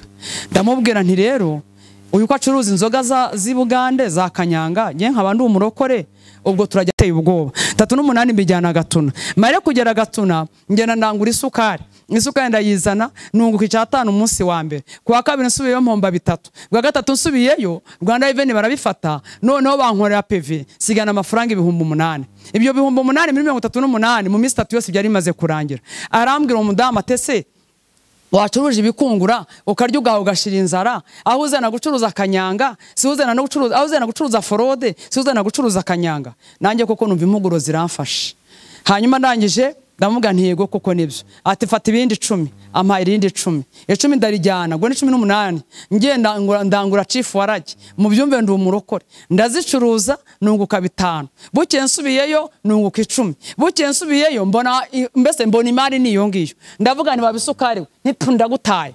Ubwasigaye rero natangiye gucuruza inzoga, kandi curuza ndi umurokore. Mu gitondo nkajya nambaye imyenda myiza iri kuri taye, ariko mfite igikapo mu ruhande, ku ruhande igikapo cyuzuyemo kirimo mariniyeri ni jacket, ndetse nakora n'imigozi yo kuza guhambira. Noneho nagera Uganda cyangwa se hano Gatuna, ku mupaka wa Gatuna, uyu mupapa we numvise ari hafi yawo murahaza hari, nagera ku mupaka wa Gatuna, ubwo manambutse hakurya mu Bagande bari hari hakurya, nkagenda nkagura inzoga, namara kuzigura mu byumve ndi umurokore, ntabwo nigeze mva mu rusengero cyo ko rigaburo nararyihejeho, amaturo ni 10 byo ntabwo mbitanga rwose, kuko namaze kubona yuko bari ukundira amafaranga. Ariko reka nkubwe nudatanga 10 n'amaturo uzaba arimo wikuru umuvumo. Ngese ubundi nari kugitanga, ubundi ho byari kuba kivuye hehe, ariko mwibo kijya kiva mu mutima ukiranutse. Niwumva nawe udakiranutse ntuzagitange, ariko niwumva kukiranutse ntugitange, umenye ko nawe nanone ari umuvumo kuri wowe. Sibyo se mbabwiye nawe? Hanyuma noneho umugande amara kumpa inzoga ze, agahita mfungura stoke, akanyekaho njya kwambarira, kumva iyo cyumba mpaye kujya kwambariramo nicyo kirimo n'ubundi ibyo acuruza, mbese ni depo y'ibyo acuruza. Harimo imifuka y'imiceri, harimo amakarito y'amata, harimo amakarito y'amabuye y'amaradiyo. Yamara kwamfungura nkinjiramo n'ibikapo byanjye byose na za nzoga zose nguze, hanyuma nkahita nshyiramo urufunguzo, ni jyewe jyenyine. Umugande yanyizeye, azi ko ngiye kwambara, ariko hari ikintu gikomeye cyane ngiye kubanza gukora muri icyo cyumba. Namara kuba kugerayo nkafata icyuma nkagenda nkatobora umufuka w'umuceri, nkabanza nkatega ishashi, nkamanuramo umufuka umuceri mwisashe y'ibiro 2, yamara kuzura nkahita mfunga neza, nkongera nkahambira, hama nkajya ku wundi mufuka. Niyo umufuka ifite 100 nkasigazamo 98. Namara kujya kugira nk'umufuka nk'imifuka 5, ubwo ni 10 by'umuceri w'abandi ntwaye, nkabitereka mu gikapu. Nkahita mfungura amakarito y'amata za Highland cyangwa se amakarito y'amabuye y'amaradiyo, nkafungura naga mfite scotch kinuze mu gikapu, nkafungura amakarito, nkavanamo amata niyo ari amapaki 2, nkabika indi gutyo nkongera nkafunga neza, nkongera nkakubita ya scotch cyangwa se ya papier kora asigaye, nkaza nkahita mbanamo ya myenda, nkambara inzoga nkazitwara ku mubiri wanjye, igikapu nkagitwaramo za nzoga. Umuganda akagira ngo inzoga nzitwaye mu gikapu, kumiswe ku mubiri byo nkwaye mu gikapu ni ibyo kurya bye, ni imari ze ntwaye. Murumva ntari umuntu mubi, hanyuma abarokore banyizera bati mu masiriro wowe uri umurokore genda ryo kutugurira akawunga nkamugani rero niba ushaka ko nzakugura ku mafaranga makeya umpa amafaranga yawe ariko ninkoresha yanjye umenye ngo uzanyungura yareba agasanga nanone nta kintu yaba yunguza akavuga ati ese kuri umurokore wowe hari ikibazo ufite agatama amafaranga nkagenda yanjye kumba amafaranga yo kugura ambaraje yo gushyira mu za kanyanga zaje nkavuga nti nimbura mu nyungu za kanyanga ari ndibutware muri kawunga basi ntacyo anyungure kuri kawunga nzaba namushiriye kandi kenshi ntabwo nani twakora ko nagomba ngomba ko nuko nyitwara hari igihe nahita nkamuga nti zabuze inzira yabaye mbi nkamusuma amafaranga cyangwa se sina nayemera hanyuma nkagenda ngere Uganda nkafungura kawunga nkayicamo kabiri nkafata undi mufuka mukeya nkashama akawunga gakeya nkapakiramo inzoga nkashira indi kawunga hejuru nkongera nkadoda nkongera nkabije nundi bucya nkawugenza gutyo imifuka ibiri nkayikorera umukarani nagera muri duwane ati masiriro izi kawunga zose kutazisoreye nkamubwira nti jewe ntabwo nzisoreye kubera ko ntushake kunsha ndeka niyubakira urugo iyi kawunga imwe ni ya mabukwe indi ni yanjye ubwo se ndasorera iyihe ndekiyi waretse kawunga ebyiri nizo zihombya leta kumbi ni bikanyanga nikoreye ni ibicifu warage nikoreye nari umuntu mubi cyane nagiye mfata amakarito yabusa nkabwira umugane ntivanamo amavuta akayavanamo kandi akayavanamo urako hejuru habafunditse n'agafuniko nkamwana hejuru ntuhafungure ahubwo pfumure munsi idebe akapfumura munsi amashira amavuta akashira mu jerekani cyangwa sandi hano simbizi amakamabira bivide byawusa nanjye nkahita mbyubika nkasukamo kanyanga nkahita nsudira namara gusudira nkapanga mu karito neza nkayagira amadebe 6 nkahita nshiraho papier kora narangiza nkakora amakarito 12 rero nkafata amakarito ane nkayajyana muri duwane kugira ngo abambonye nambuka hakurya babone ko naranguye nanjye amavuta konje gusora kwango be kunyirukankaho ubwo njyanyemo amakarito ane gusa yonyine kandi nayo nayakanyanga ariko ndiho ndayitawusa 8 bakayacisha mu ishyamba hejuru hanyuma bakayacisha mu ishyamba hejuru ubwo abana twavuga nta turi buze guhurira ubwo imodoka nk'abana yishatse nashakaga imodoka kandi zitikoraho nashakaga za modoka zo muri Ortepeni nashakaga zira modoka za ambulance nashakaga zira modoka za Actros zira modoka ziva muri Kenya kandi simbwira abo bantu uko ari zikanyanga nkababwira ko base we na foroze ariko nkaba foroze gusa akumva ko imodoka ye batari buyifate ngo beca amande nkayo bangana nkayo babacaga nabaye mubi inshuro nyinshi sinagiye kubitinda aho ngaho hanyuma igihe kimwe amafaranga maze kumva ko maze kugwira noneho nyemeza kujya nkodesha imodoka ubwayo nkajya nkodesha imodoka nkagenda mu kodesha imodoka rero nkahita mbwira abana bo kuva i Kigali kugera ku mupaka wa Gatuna nkagira umwana umwe nkamushyira muri duwane aho muri duwane ahagararanye n'imodoka ya muri Rapide nkamuga ni imodoka yicunge kandi nibaramuka bamfatiye imari ari utambwiye ntumenye ko ntabwo ndi buguhembe ati sawa mabusha kandi agomba kuhagarara ameze nk'ubihishe we ntibamubona ariko we akababona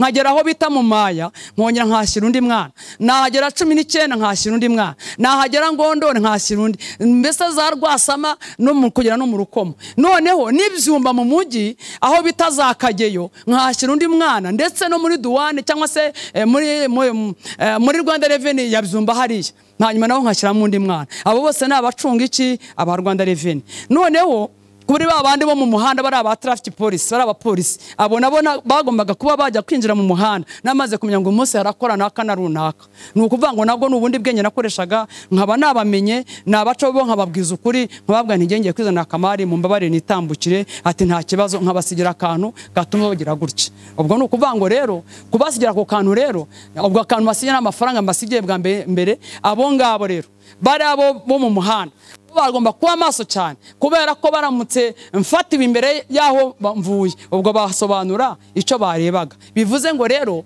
nyabahaye kugira ngo babashe bamfashe kuncungira bambwira ati aba Rwanda Revenue baraje inzira yabaye mbi cyangwa se ngwino urumva ko arimo nabikoraga nuko nari mubi cyane rero hanyuma Gatuna mu mupaka nkamubwira ntumwe imodoka ntinakije imodoka ngiye mu muhanda ati sawa mabura ati ndahari noneho ya modoka yaza uwo Gatuna n'umwe ati ya modoka iraje ubwo wenda bamenya makuru kundi cyangwa se ndabanigire n'ahandi hantu nkahita mbwira uwo mu maya ntiwambwiye umvise ko ya modoka Gatuna yaje ati ndahari mabuje yamugera ati nciyeho kandi ubwo ni ninjoro ntujya nakoraga ku manywa ati nciyeho mabuje nteye niguciye andi sawa nkahita mbwira uwa Ngondore noneho hari ahantu ugera ugiye kugera mu rukomo umera nk'uterera, nareba ahantu ngeze kandi ndapakiye kandi nkaba nzi n'ukuntu iriya modoka ivuduka kandi itanapakiye, nkavuga n'ibyo byose ntangiye guterera nkasiganwa nayo yamfatira tugiterera ahangaha, nkahita mbwira umushoferi turi kumwe nti akayira k'ikinyarwanda ndakazi kari hano, zimya amatara, akazimya imodoka, tugahita tumanuka gato, nuko umuntu hose ukava muri kaburimbo gato gusa kubera ko ari nijoro. Imodoka zijimye nizo nakodeshaga, sinakodeshaga imodoka z'imyeru, ndakodesha y'icyatsi kibisi cyangwa se umutuku cyangwa se umukara, nizo ngizo nakodeshaga zigera nijoro zikirabura zose zikijima. Noneho yaba yazimya yaba avuye muri kaburimbo akazimya amatara gatoya gusa, tugahita twinjira muri kuko buhora bwose nabaga mbuzi, ubuhora ni bwabuyira bw'inka zinyuramo zijya kuri, noneho akamanukamo nkahita gato gusa nko kuva nka kugera hariya ikancaho nyibona iguruka, nkavuga nti do umva ntibatubone kwera igihuru kiraha n'ibindi birahangaha. Hanyuma nkahita mbwira uri imbere ni ya modoka y'igatuna yaje, nikugeraho umbwire ati none se uri hehe, ntiwihambaza genda bizi kwije, kuko nanga kugira ngo batamugera bakamwotsa igitutu akababwira aho nababwiye. Nkavuga nti wewe wimbaza hondi kandi ibishyamba ryose ni rinini ntabwo apfa kumenya hondi aho mpereye hariho. Abagabo bakanshaka ijoro ryose bakambura, kavuga atari ku mugore ni dayimoni cyangwa n'amagini, ariko n'ubwenge Satani yari yampaye. Frode nayo ikoze rero imyaka 36 yose arashira kandi mba mu rusengero. Mu gitondo nkajya nkakura mfata bya bikanyanga byanjye nkabishyira mu gikapo, hasi nkafata isakame nkashyiramo biriya n'indirimbo, nkafata na rwa rukapo nkurira moto, hanyuma gwasigaye nkajya Nyabugogo nkajya nkabwira boss bazimpiro, boss zanzoga nazizanye ni amafaranga ya nayo, niba ari miliyoni zinizi niba ari 100,000 mbese nkamara umva bategwa n'ibyo namushiriye ibyo ari byo, ni kandi ngira avuma amafaranga yanjye ko ngiye gusenga nakererewe. Atese buryo umurokore nko muri ADPR yo kumuhima n'agasuzuguro kenshi n'ubushizi bw'isoni bwinshi n'ubwiyemezi bwinshi, ati umurokore nko muri ADPR yo kumuhima agahita yambane kandi nimve gusenga asanga bamaze gushaka commande, kuko nusanga nisanga utayishase leta njya kwifata ahandi kuko baranshaka ari benshi. Nkagera ku muhima nkagenda nkicara ku ntebe y'imbere nk'uko nguko kugira ngo korari himbaze nkabarusha gufashwa, kugira ngo mwarimu na pasiteri babone ko n'umurokore mwiza uzinduka. Kandi ubwo ndiho ndahimbaza, ndiho ndabyina ncumungana ngira gute, ndiho ndatekereza ibyo ndibuza, niyo munsi ndibuzane Bond 7, niba ndibuzane Viande, niba ndibuzane mbese nkahita ntekereza izo abantu zidahirutse mu kabare imari iri ku isoko, cyangwa se bwa busukari bwa mundi bwa sukari guru murabuzi.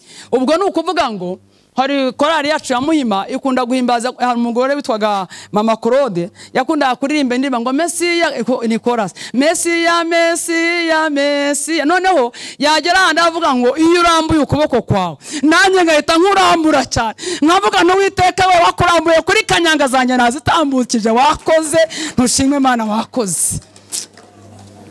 Reka mabwire barukore inshuti z'umusaraba, reka mabwire iri juru rirahari ariko ni ry'umuntu ku giti cye. Nushaka ukora neza wigirira neza, kubera ko nukora nabi ni igihombo kuri wowe, ariko nukora neza ni inyungu kuri wowe.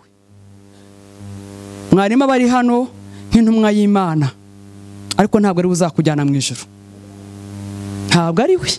Ubu nawe yaje kwirwanaho, bayobozi ndabeshya, nutirwanaho rero ni akazi kawe.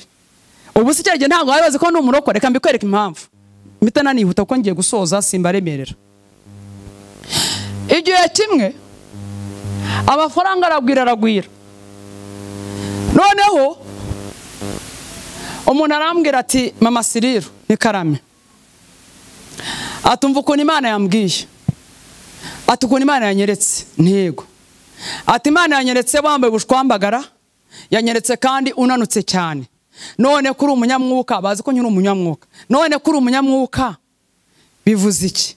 Ndamubwira nti rero kuba namba bushwambagara ntibivuze yuko nta gakiza kakiri muri nge. Ataha ni kuba nanutse cyane bivuze ko nta mwuka wera ukindimo. Ati yego, ni none rero nge nta rubanza afitanye n'Imana. Imyaka 36 arashize mba muri kanyanga, ariko kubera ko ntonda buri munsi, niyo jambo yatubwiye ngo kubaho Uwiteka biruta ibitambo. Ndatonda buri munsi, ariko nabangiye guha n'abahanuzi nkabakwepa, nabangiye guha n'umuntu uri saa kintu nta maso y'umwuka ntajwe agira, nti Yesu ashimwe Yesu ashimwe. Wareba ukuntu mvuga make ko nzikomesha biva mu icumuro. Abasigaye mbese nkatuza ukajya nuzi ngo ndi mwene so ariko ndi umupfu. Bakwita nde? Wowe urinde. Imana idufashe. Reka nihute. Mu minsi mike rero nyicuruza kanyanga muri ryo kanyanga bati murarwaye. Tugiye kwipimisha dusanga twese twanduye sida.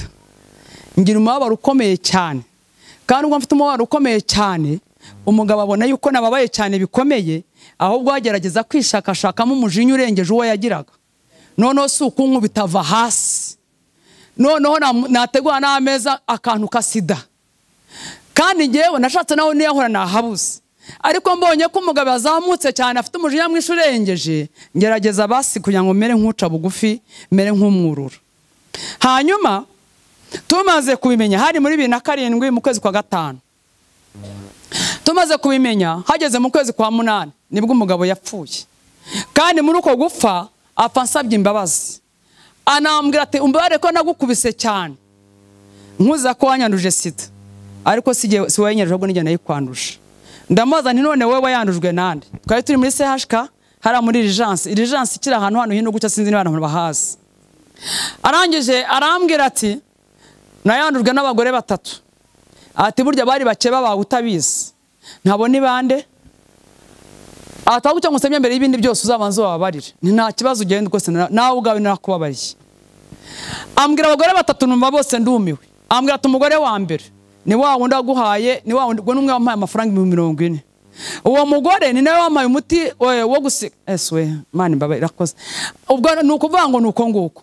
Hakintu ngiye kuvuga ariko mise nibuka ko hari ahantu ndi. Hanyuma rero umugore wa kabiri ni umugore wo twabikagaho imodoka. Yari umugore w'umushoferi wacu twagiraga watwaraga iyo kamyoneti. Watwaraga iyo taxi minibus. Uko kamyoneti niyo twitwaraga twebwe. Hanyuma umugore wa gatatu ni umugore wa mukuru we n'abapfuye azira sida. Abo bagore bose ko ari 3, abagabo babo bose bari barapfuye barashize, na 2 muri bo barapfuye. Hasigaye umugore umwe n'uyu munsi nanone acyariho wari wampaye bya 40. N'uyu munsi aracyariho kandi turi inshuti tubanye neza. Akoresha ikirori nk'abandi mu bantu bahageze. Kandi azi ko nigeze kwandura sida ariko ntabwo azi ko mbizi ko ari we wabitwandujemo. Ati none wavuye muri ibyo ngibyo ko nabonye ambabushwambaga ndabwo ngiye nabivamo nkajya gukora iki cyanyungura. Ndagenda ijoro rimwe nkuko amafaranga 400 500. Amasaha make saa 4 kugera saa 9. None ikintu cyanyungura amasaha makeya nacuruza nkayo ni igiki? Ati nyamara Imana yambwiye yuko ugomba kubivamo. Ariko sinabivamo. Umunsi wa mbere hari no kuwa mbere ngiye Gatuna ndotiye 1,350.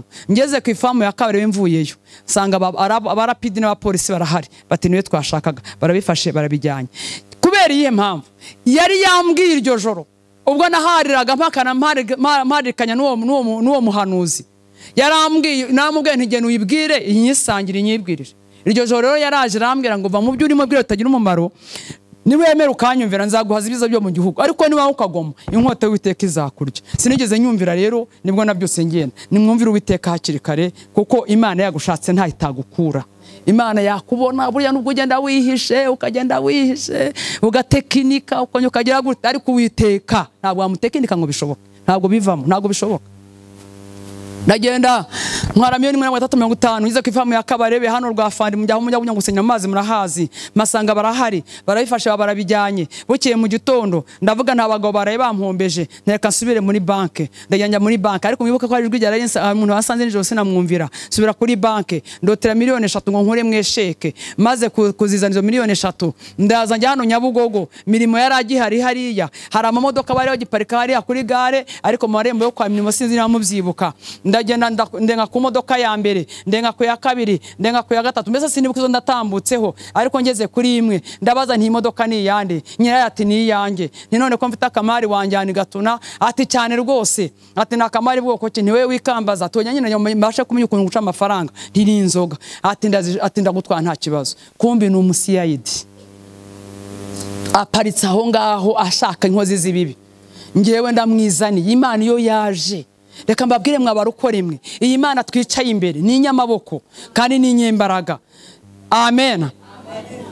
Ati none urampanga izina ari kinama karito 80 ndiho ndabwira umusiyayidi Seribu wa none.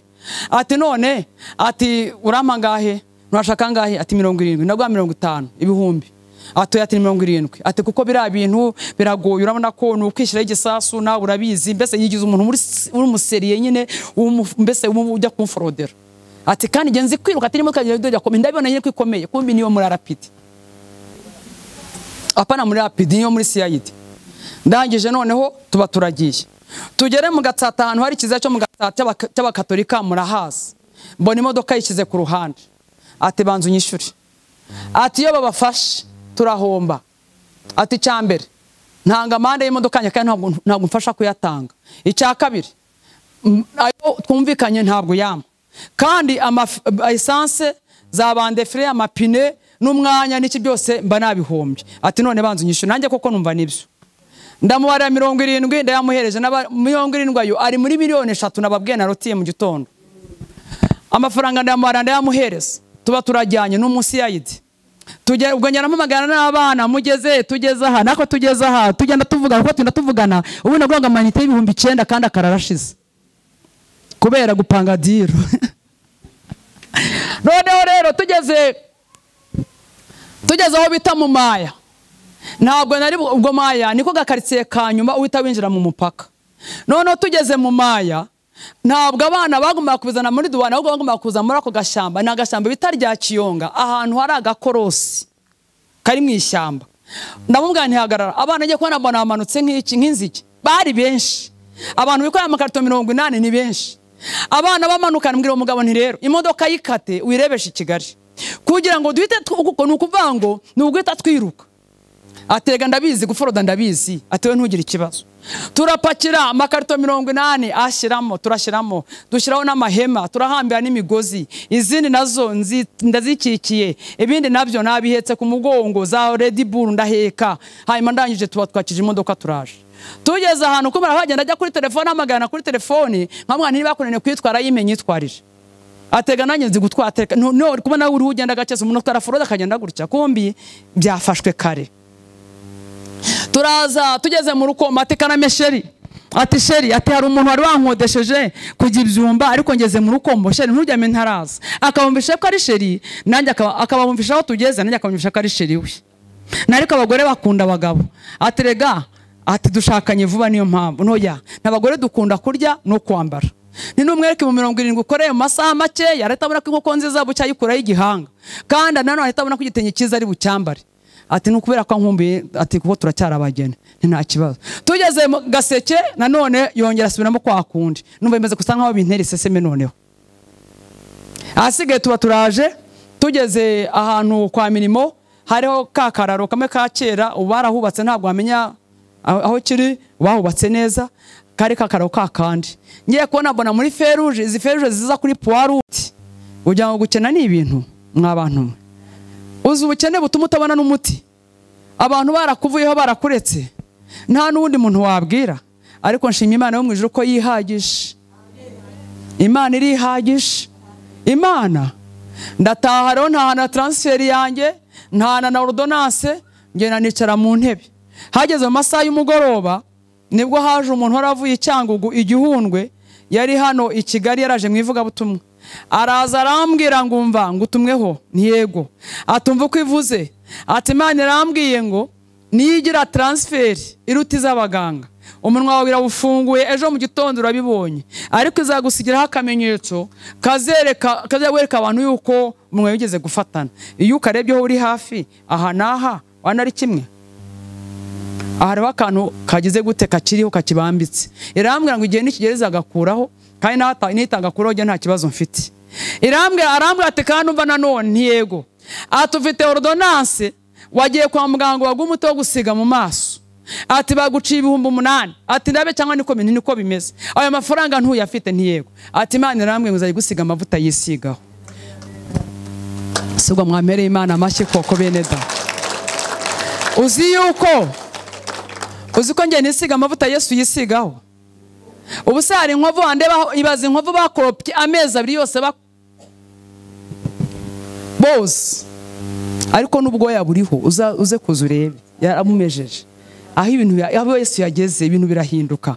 Reka nihute rero maze gukira nsubira Gatuna ndayikora noneho karahava singiye kubitindamo.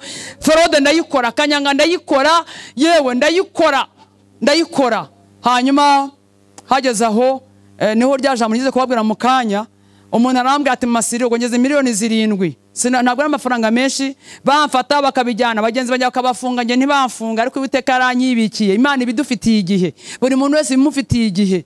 Reka nkubwire ibyo byose ukora ukabikora byanzwe n'amaso y'Uwiteka kwana ngo ntacyo bigutwaye. Ijambo riravuga ngo yabwira umunyabyaha ngo ibyo byo ngo wiruhiriza iki ngo kwinjira ngo cyamagambo mu kanwa kawe. Ijambo hepfo rikavuga ngo ibyo urabikora nka kwihurwa ko mwanya nawe. Reka nkubwire Imana buri muntu wese bimufitiye igihe. Ari uwo guhembwa Imana imufitiye igihe izamuhembera, ari n'uwo guhanwa Imana imufitiye igihe izamuhanira. Nushaka ngo irujye mu bare bazahembwa kuko guhanwa n'Uwiteka mba biragatsindwa n'Imana yo mu ijuru. Ndangije rero noneho arambwira tumba ati Imana irambwiye ngo wambaye ubushwambagara, nyeretse wambaye ubushwambagara. Nabivuze ibyo ngibyo ndeka mbona uko misubiramo mbona uko nta uko nsoza. Imodoka y'umweru ihaparitse ireba mu Gatsata kandi imiryango yose ikinguye kugira imiryango ine ziradubure kabine zigira imiryango ine yo ku mpande n'impande. Ndamubwira ntibuhagaze iriya modoka mbona siyo muri Rapide atereka ture nturebe kandi byemba nariyo muri Rapide ni na plaque zayo nazibonye kubera feruje ziriho zizumura ntinayibonye ko ari muri Rapide kuko zose nari nziza. Aterega ati n'ubundi twafashwe ati kubera ko iriya modoka yabo iri mu bwoko bw'iyanjye kandi ngewe ndapakiye we ntabwo apakiye. Ikindi yo iri mu cyerekezo nta mwanya wo gukata ntabwo iri bukate ariko ngewe umwanya wo kujya gukata ndi wo mbahunga baraba bangezeho. Ikindi kiyongereye aha ni Nyabugogo ni Nyabugogo aha ngaha na amagaraje na amagaraje kandi umuhanda urabona urera nta n'imodoka zihari twagira gute twazikweperamo. Hari saa 9 z'ijoro. Ati rego twafashwe.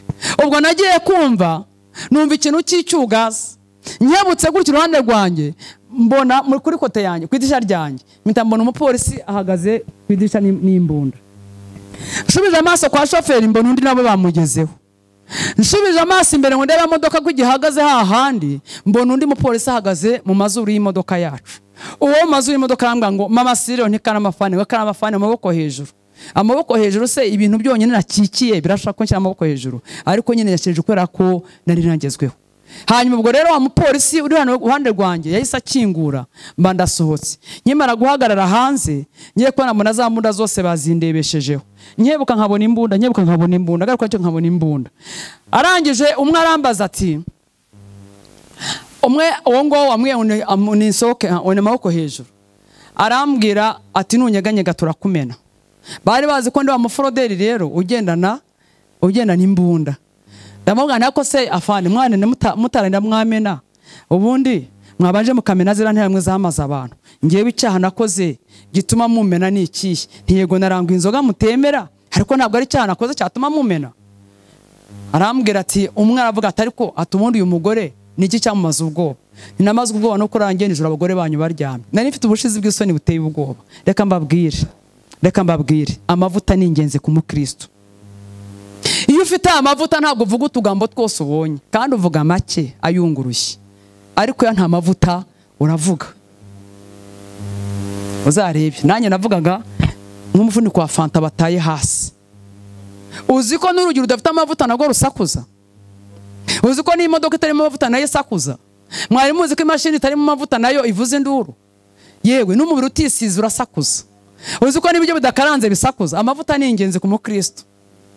Hanyuma reka nihute bwarabijyanye ariko ntibanjyana maze kuruka mu gitondo ngenda mbanyamaramo yose subira Gatuna ndarangura. Ubwo ni kuwa mbere kwa kabiri no kuwa gatatu nta munsi numwe Imana arambwiye ngo ntumvira inkota bitakizambona. Ubwo nageze mu rukomo rero bamfashe bo bankubitaho amapingu. Kwa nkubitaho amapingu babanjyanye muri gereza. Ngeze muri gereza rero nandi muri station ya police hara ku Murindi muzebera hara ku Murindi narahafungiwe.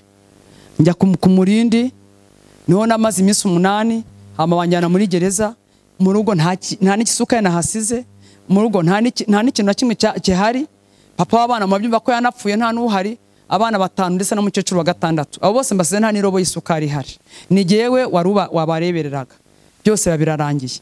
Noneho banjyana muri gereza, hari tariki banjyanye muri, nafashwe itariki 19 z'ukwezi kwa 9 2009. Hama banjyanye muri gereza itariki 4 z'ukwezi kwa 10 muri 2009 nyine. Ngeze muri gereza rero numva ndashaka Imana, numva ndashaka kumva ijambo ry'Imana, ndarikura he? Numva ndashaka kumva abahanuzi ndabakura, numva ndashaka kumva indirimbo, ariko sinabibona. Cyo kora mu gitondo cya kare numva kama karavuze kavuze muri Nibature, ngiye muri Nibature sanga bari imidimbo 139 numva iramfashije, bashyiraho 16 numva ndafashijwe, bigisha ijambo ntaza aho basomye nabwo numva ndafashijwe, bahamagaye uwihana ndapfukama saba Imana imbabazi, ntangiye kwatura mbona Yesu abambye amaraso amushokaho, hanyuma Yesu aranyatuza ngira ngo nibyo munsi y'inzara z'amano byose byavuyemo. Hanyuma aho bigenda avuga nti Yesu nicyo nibagiye ukimbabare ko ndashaka kungirira neza. Ubwo rero umuyobozi wa gahunda muri yo aho ngaho ari nawe muyobozi w'itorero muri gereza yaraje andamika biganza nsengera, abagiye mu mwuka atangira arahanura, Imana itangira ivugana nanjye, inyibutsa amasasu menshi yagiye ndinda bene barandashe ne barasaga hejuru, je numvaga gusa amabunda turika nanjye ndiho nirukanka. Hariho nige nigize kumanuka mu musozi wa Byumba baramurukomo manuka meze za Uganda warage, ibyo byose Imana imbira kuntu yandinze ko yandinze impanuka, ko mba naraguye amaraga yose agasandarira hasi kwera byabiganda waje mpetse manuka mu musozi muri kakanuka manura amazi ndamanuka, ibyo byose ndagenda sanga ibuye aho ryavuye shingama akaguru hejuru. Abapolisi n'abasirikare barimo bakubita amatoroshi hakurya, nigiye birukankanya ariko mpita mbakatira aho ngaho negamye ku musozi bakubita amatoroshi hakurya gafata ku musozi wo hakurya. Imana imbira ukuntu abayahandinze, nanga numva imbwebwe zimoka, numva ndara inzoka ziraho mu bihuru bitabye ntuze niba ari imishubi niba ari bike simbizi, ibintu byaga bigenda bifata by'amahwa. Imana indindira aho ngaho hose irahandindira. Ubwo buntu nagiriwe kurindirwa mu byaha wenda sibwo wagirirwa, uramenye nyaboneka rinda ubugingo bwawe kuruta ibindi byose birindwa. Mu gihe cyaje kuza kugera rero noneho Imana imbwira byinshi uko naraye hanze, byabisebe inkoni nakubiswe, kwicicwa inzara, kurara gusa ibintu byinshi cyane ko yagiye ibindinda. Irambwira ati kandi kwanguze muri aka kazitiro nijye wakakunye kubera ko nkukunda kandi nshaka kuzankorera. Irambwira ngo niwemera ukanyumvira nzabana nawe kandi nzakugira neza. Muri gereza rero irambwira ati kandi n'igihano bazaguha nijye uzaba wakiguhaye, uramye ntuzajurire. Bagiye kunkatira rero bankatira amezi 6, hanyuma muri amezi 6 narayakoze. Hanyuma rero navuye ariko nkiri yarimo nibwo nihase gushaka Imana, ni naho nabatijwe umwuka wera, ni naho nahere umurimo w'ivugabutumwa aho muri yo gereza. Muri gereza barasenga. Hanyuma rero nagiye gusohoka muri gereza ndi inshuti y'Imana, nagiye gusohoka muri gereza ndi inkora mutima y'Imana, ariko mfite ubukene. Nari nejejwe umugani wawe bivuze mbere, wejejwe ku mufuka ndetse no ku mutima, ariko mbanye neza n'Imana. Maze kugera hanze rero nasohotse muri gereza muri 2010 mu kwezi kwa 3 itariki 22 hari kuwa mbere. Nsohotse muri gereza kuwa 3 umva ko hari babaye 24 kuwa 3 ubona navuye muri gereza mu kuwa mbere. Nibwo nagiye Galilaya njya gushima Imana mu babyeyi b'i Galilaya. Nshima mvuga ngo ndashima Imana ko yanjyanye mu nzu y'imbohe, kuko gufungwa kwanjye niko gufungwa k'ubugingo bwanjye. Nubwo mubiri yari afunzwe ariko ubugingo bwanjye bwari bufunguye. Igihe ntari imfunzwe mubiri atarafunzwe ubugingo bwari bufunzwe. Hanyuma rero numva iryo shimwe, numva niryo rinyuzuye umutima, ndishima kandi numva ndi mu mwuka. Imana nayo kumbi nayo birayinejeje. Alleluya. Nsohotse hanze masanga umukobwa witwa Rebeka, muramuzi hano mu Gashekero, mwumva ko ndumusoza hano mu Gashekero witwa Rebeka. Arambwira niwe mwigisha bari bafite mukuru yari yaje, arageze hanze atashye iramuhagarika, arambwira ati umva uko ivuze, yarambwiye ngo iragukijije. Imana amafaranga ndi muntu uzayata nkayatoragura. Numvaga ari amafaranga ngiye kubona kuko nafite ubukene. Umuntu uvuye muri gereza amafaranga yose barayamaze, umva ntari mfite ubukene rata, nari mfite n'inzara iteye ubwoba, nari meze nabi. Nese Imana ubundi ndi umuntu uzata amafaranga nkayatoragura. Arambwira ngo iramubwiye ngo ndiho ndibaza ku by'amafaranga, ngo ni nkubaze ngo mbese nta sida urwaye. Ndayirwa Uwiteka aravuze ngo aragukije. Sida irakira. Ni yego. Ubwo mbese ubuhanuzi buragwira mubaho kenshi nishara mu iteraniro. Umuhanuzi ati Imana namwe gukijije sida, nabandi kuri moto y'umuhanuzi ati Imana gukijije sida, ntiyego ariko ndabizi ariko ceceka. Mbese gutyo birazamuka bijya muri 2012. Biza 2012 rero nibwo hagataho muri ukwezi kwa 3 nibwo nagwaje umwana kanseri. Hanyuma ronge nimujyanye kwa muganga, irambwira ngo nashyizeho iherezo nguhaye uburenganzira ujye muri control. Ndahangaha reka nisabire bene data aba mufite ikibazo cy'uburwayi, abantu mufata ibinini, hanyuma Imana ikabahisiza nuko izabakiza sida. Ubwo none ndivuga kuri sida, wenda ibindi ndiho ndavuga kuri sida basi. Iyi Mana rero mbibutse ko Imana isezeranye ivuga kandi kanasohoza ivuga.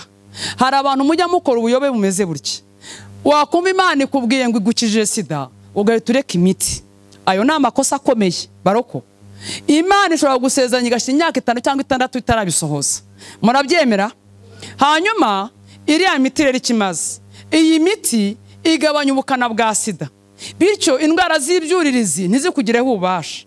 Noneho bigatuma iyo miti ubukana bwa sida bucika intege, abasirikare b'umubiri bakazamuka nabo bakurwanirira. Ariko iyo uhagaritse iyi miti ni ukuvuga ngo ubukana burazamuka, bityo ibyurizi bikakubaho byinshi kubera ko nta basirikare ugifite, ugasanga upfuye mbere yuko isezerano risohoka. Uramenye niba ikubwiye ngo nkukije sida, uvuga uti okay man, ndakwemera kandi ndakwizeye, ukomeze ufate imiti, ukomeze ujye kwa muganga, gahunda zose zikurikirane kugeza igihe zakubwira ati mwana wanjye nashyizeho iherezo. Nunarangiza unayireka akubwira ati yireke, kandi uyireka ari uko wagiye gufatisha amaraso yagiye muri control. Ngiye nakoze control 5, control 2 nazikoreye Butaro mu karere ka Burera ndwaje umwana, control 3 nayikoreye ku Muhima, control ya 4 na 5 nazikoreye muri ya matente amwe bashyira ku muhanda bapima abantu. Hanyuma rero icyabimpamirije neza nuko nagiye gusengera ahantu mu Gatsata ku mama witwa Nyirabasare. Uyu mubyeyi yafite icyuma cy'amasengesho, ndajyana igisha ku ijambo rivuga ngo ni muhamba amahema hafi y'inyanja, nifashije ijambo riri mu Kuva 14. Hanyuma noneho igihe maze kuryigisha iryo jambo ndagenda ndicara, igihe nicara bahaje akana k'imyaka 8 kitwa Feza. Sintinya kwiva kubera ko barahari n'ubu mu Gatsata barahari. Araza uyu mwana azanyura mu bantu yaravuye ku ishuri saa 5 maze kwigisha muri amasaha saa 5 n'igice, araza yigeza abantu angezeho angira gutya, umva ko ari mu mwuka kabisa, umwuka yarameze neza. Arambwira ati n'Uwiteka Imana yawe ati niki gitumye utazamura kwizera ko nagukijije.